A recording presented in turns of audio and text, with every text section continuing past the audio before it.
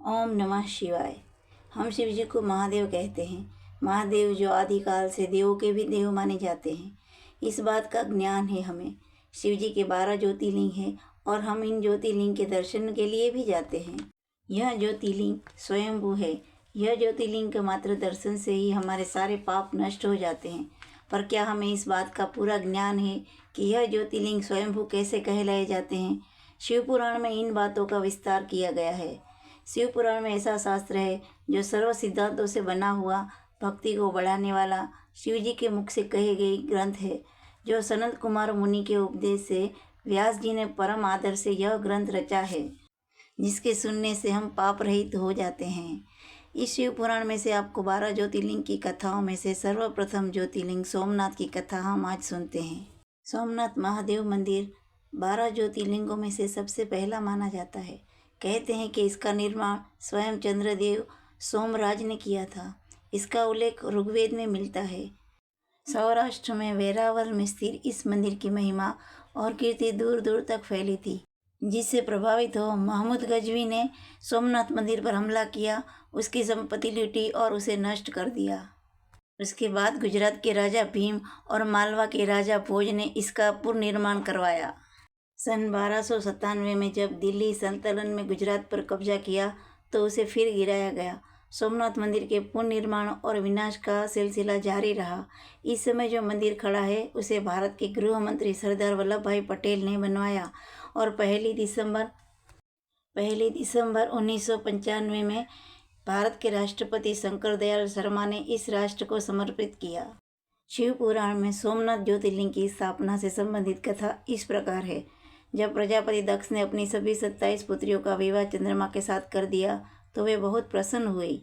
पत्नियों के रूप में दक्ष कन्याओं को प्राप्त कर चंद्रमा बहुत शोभित हुए और दक्ष कन्याएं भी अपने स्वामी के रूप में चंद्रमा को प्राप्त कर सभी कन्याएं भी इस विवाह से प्रसन्न थी। चंद्रमा की उन 27 पत्नियों में रोहिणी उन्हें सबसे ज़्यादा प्रिय थी, जिसको वे विशेष आदर तथा प्रेम करते थे। उनका इतना प्रेम अन्य पत्नियों से नहीं था। चंद्रमा की अपनी तरफ उदासीनता और उपेक्षा को देखकर रोहिणी के अलावा बाकी दक्ष पुत्रियां बहुत दुखी हुई। वे सभी अपने पिता दक्ष की शरण में गई और उनसे अपने कष्टों का वर्णन किया। अपनी पुत्रियों की व्यथा और चंद्रमा के दुर्व्यवहार को सुनकर दक्ष भी बड़े दुखी हुए।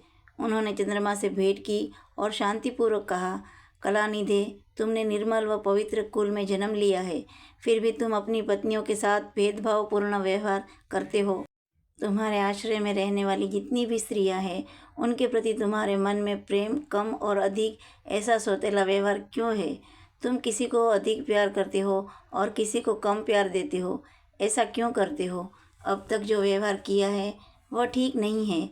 फिर अब आगे ऐसा दुर्व्यवहार तुम्हें नहीं करना चाहिए। जो व्यक्ति आत्मीयजनों के साथ विषमतापूर्ण व्यवहार करता है, उसे नरक में जाना पड़ता है। इस प्रकार प्रजापति दक्ष ने अपने दामाद चंद्रमा को प्रेम पूर्वक समझाया और चंद्रमा में सुधार हो जाएगा ऐसा सोच प्रजापति दक्ष वापस लौट आए।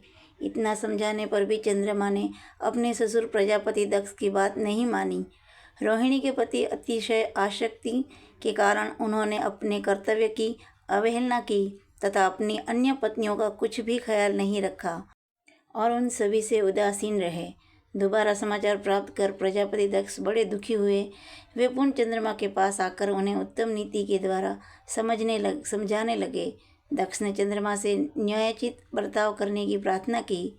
बार बार आग्रह करने पर भी चंद्रमा ने अवहेलनापूर्वक जब दक्ष की बात नहीं मानी, तब उन्होंने चंद्रमा को श्राप दे दिया।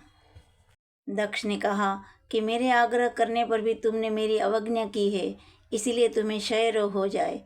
दक्ष द्वारा शाप देने के साथ ही क्षण भर में चंद्रमा क्षय रोग से ग्रसित हो गए। उनके क्षीण होते ही सर्वत्र हाहाकार मच गया। सभी देवगण तथा ऋषिगण भी चिंतित हो गए। परेशान चंद्रमा ने अपनी अवस्था तथा उनके कारणों की सूचना इंद्र आदि देवताओं को तथा ऋषियों को दी। उसके बाद उनकी सहायता के लिए इंद्र आदि देवता तथा वरिष्ठ आदि ऋषिगण ब्रह्मा जी की शरण में गए। ब्रह्मा जी ने उनसे कहा कि जो घटना हो गई है उसको तो भुगतना ही है, क्योंकि दक्ष द्वारा जो दिया गया श्राप है उसे मिथ्या नहीं कर सकते, उसे पलटा नहीं जा सकता। उसके बाद ब्रह्मा जी ने उन देवताओं को एक उत्तम उपाय बताया। ब्रह्मा जी ने कहा कि चंद्रमा देवताओं के साथ कल्याणकारक शुभ प्रभास क्षेत्र में चले जाए। वहाँ पर विधिपूर्वक शुभ मृत्युंजय मंत्र का अनुष्ठान करते हुए श्रद्धापूर्वक भगवान शिव की आराधना करें। अपने सामने शिवलिंग की स्थापना करें। प्रतिदिन कठिन तपस्या करें। उनकी आराधना और तपस्या से जब भगवान भोलेनाथ प्रसन्न हो जाएंगे तो वे उन्हें क्षय रोग से मुक्त कर देंगे। पितामह ब्रह्मा जी की आज्ञा को स्वीकार कर देवताओं और ऋषियों के सुरक्षण में चंद्रमा देवमंडल सहित प्रभास क्षेत्र में पहुंच गए। वहां चंद्रदेव ने मृत्युंजय भगवान की अर्चना, वंदना और अनुष्ठान प्रारंभ किया।